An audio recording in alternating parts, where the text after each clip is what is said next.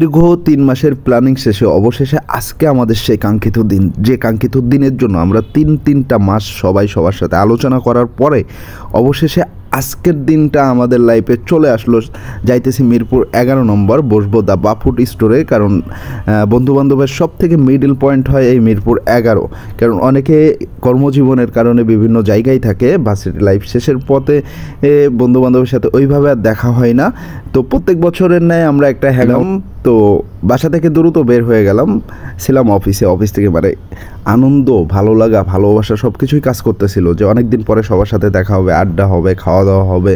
মানে এই যে একটা ভালো লাগা, এই ভালো লাগাটা সচরাচর কিনে পাওয়া যাবে না। এই ভালো লাগাটা চাইলেও আপনি পাইবেন না, কারণ বন্ধুবান্ধবের সাথে ৩-৪ ঘন্টা থাকা, তখন এই যে আড্ডা দেওয়া মন খুলে। তো অবশেষে চলে আসলাম দ্য বাফুট স্টোরে, মিরপুর 11 নম্বর।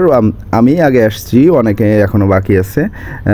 আমার আগে আরও 2 জন ছিল, বাট তারা এখানে নাই। তো উঠতেছি লিফটে 7-এ যাইতে হবে। চলে আসলাম দ্য বাফুট স্টোরে। ডেকোরেশন মোটামুটি ভালো, আর ডেকোরেশন দেখার পরে চিন্তা করলাম কী কী খাবার আছে সেটা দেখানোর জন্য। তো বন্ধুবান্ধব যারা আসছে তাদেরকে একটা বুকিং দেওয়া ছিল, সেই বুকিং অনুযায়ী আমরা একটা চেয়ারে বসলাম। চেয়ারে বসার পরে আমি একটু ঘুরে ঘুরে দেখতেছিলাম। তো চলে গেলাম খাবার দেখতে, কী কী খাবারের আইটেম আছে।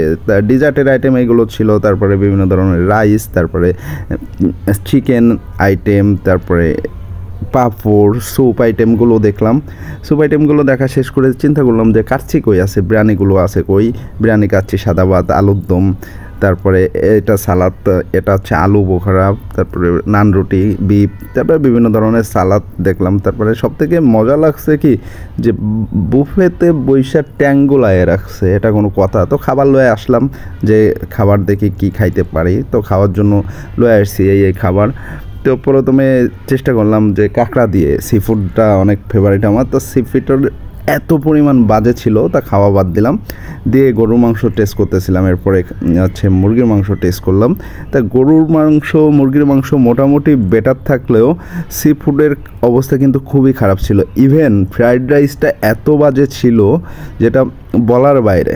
তো অনেকে হয়তো বলতে পারেন যে গেছি বাফুটে, খাবার সবগুলো টেস্ট করতেছি, আবার এও করতেছি, দুর্নামও করতেছি।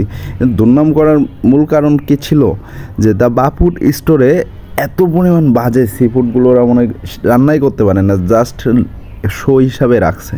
তো শুধু তো এই সি ফুডটার কথা না, মানে আমাদের সার্কেলের ভিতরে যারাই ছিল অধিকাংশ সবাই সি ফুড পছন্দ করে, বাট সি ফুড খাইতে পারি না। ওর কাছে জিজ্ঞেস করতেছি যে কী অবস্থা, সি ফুড ভালো না, বাদ বাকি ঠিক আছে। আমাদের বান্ধবী দোলার হাজব্যান্ড ভাইয়া তো আগেই সি ফুড নিয়ে বসছে, তার অবস্থা আরও খারাপ।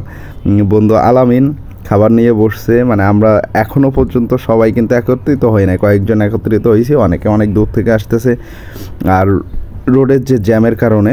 তো আমার কাছে এই শর্মাটা অনেক ভালো লাগছে, শর্মাটা ওদের যথেষ্ট বেটার ছিল।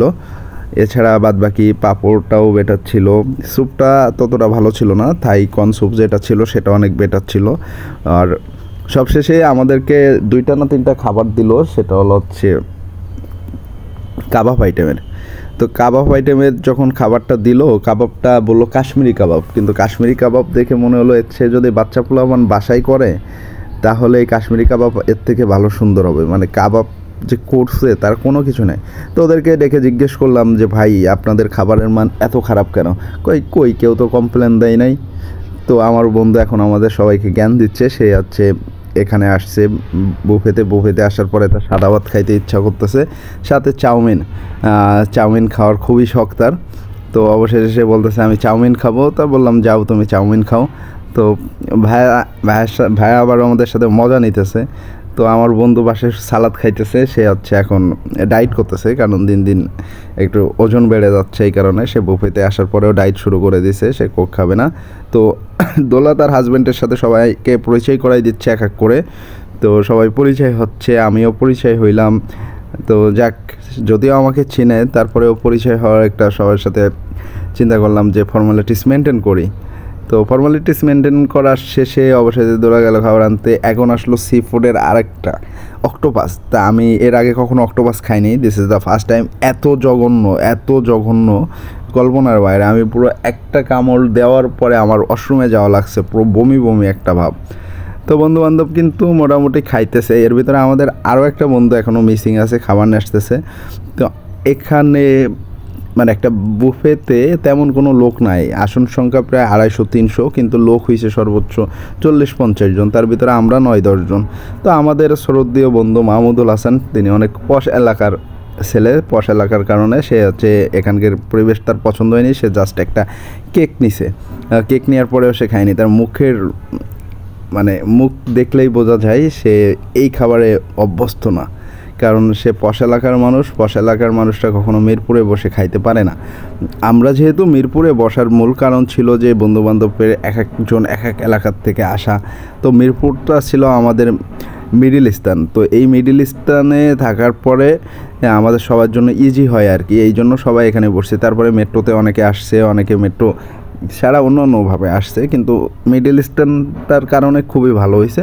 তো একটা কথা বলবো যে দ্য বাপুডি স্টোর মিরপুরের খুবই সুন্দর ডেকোরেশন, ভালো লাগছে, বাট তাদের স্টাফদের ব্যবহার প্লাস স্টাফদের হচ্ছে কাজকর্ম ভালো লাগে নাই। তো বন্ধুরা জিজ্ঞেস করলাম, তুমি এখন কি ফুচকা বানাও? কয় হ্যাঁ ফুচকা বানায়। তো ওর যে ফুচকার অবস্থা, ফুচকা তো